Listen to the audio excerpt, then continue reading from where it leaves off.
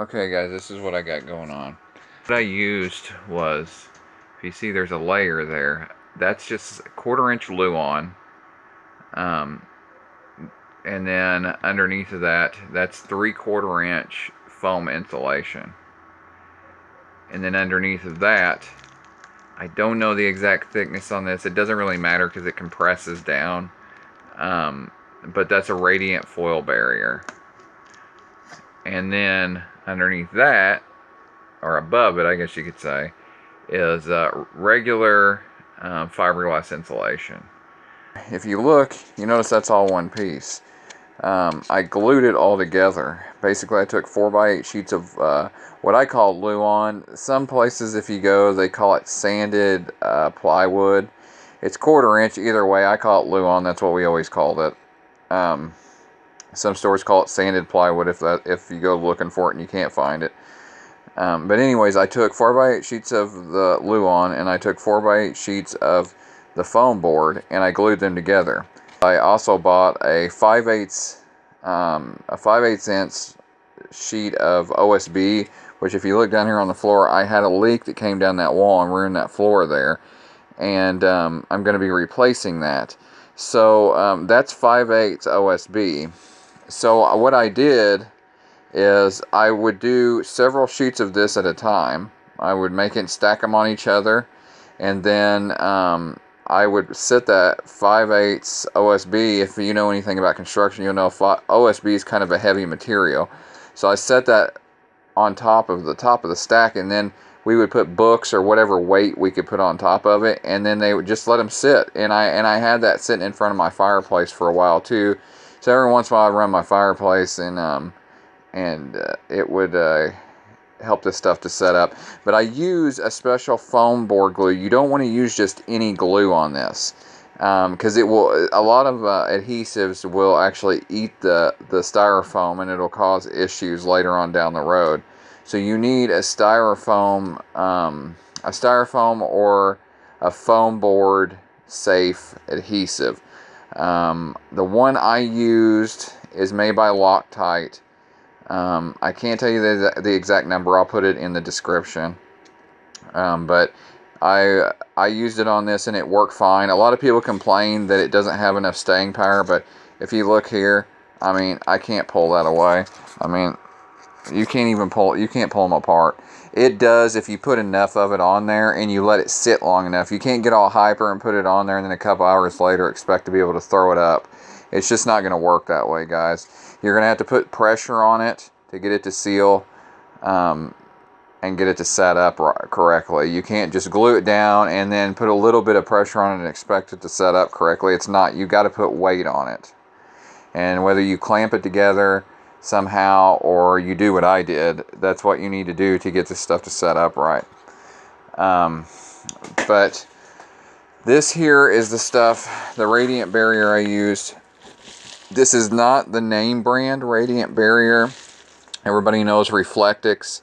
I couldn't afford the price that they had on it per square foot for as much as I needed.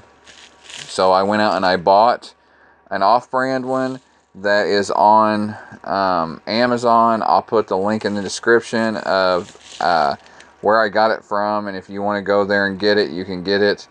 But this stuff is pretty reasonable for the price and how many square feet you get. And let me tell you guys, this does the exact same thing that Reflectix does. I mean, all you're doing, the only reason you have these air bubbles in between here is to create a barrier. You're going to want so much area in between. You need airspace, basically. You can't just like throw this up on a wall with no airspace behind it and expect it to work. It's not going to work the way you think it should. You need an air gap in between this and then whatever you're insulating against. If you notice up here, I'll show you up here, if you look at this, you see all that airspace up there? That's plenty of airspace. This insulation is not going to inhibit the way this works. I probably overdid what I did, but I wanted to make sure and keep out any cold, or keep the heat in if we're in cold, and then keep the heat out if we're in hot. So I wanted to make sure and plenty of insulation up here. Besides that, fiberglass insulation breaks down over time, so its R value won't be as great 10 years from now as it is today. So, you know, that's kind of the reason I over insulated. Plus, I tried to go back with as close to the factory specs as possible. See, from the factory, they actually had a membrane up here. It was just a really thin sheet of foam. It was like a rollout foam membrane. It's like a vapor barrier. And then they used a really cheap, like lightweight styrofoam, and then they used the vinyl and padding, of course. And you ended up with like an inch, which is what this is in the end.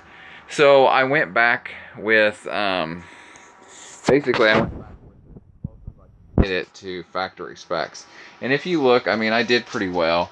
I mean, it's right at the roof line, or at the walls where the walls come up. So it's exactly the same height as what it was from the factory. If you look through here, these seams, you're never going to get them to line up 100%. I mean, I guess you could. I used screws because I didn't want to go with adhesive, because eventually adhesive will just let go. It will degrade over time. I went with these little button covers. Right now they're not on there, but there'll be some little like button deals that clip over these to cover the screw head. That's what this plastic piece is here.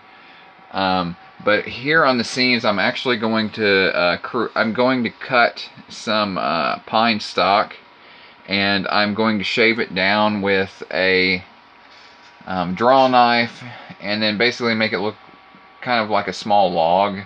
And I'm going to put that on all my seams. And eventually this wall will not be exposed anymore. This will actually end up being I'm going to use planking, and they actually make really thin planking. Originally I was going to use some type of board to put over it, or maybe even glue on and then stain it. But after I found out that they actually use you can get planking that thin, like car siding type stuff, tongue and groove, I decided that's what I'm going to go with.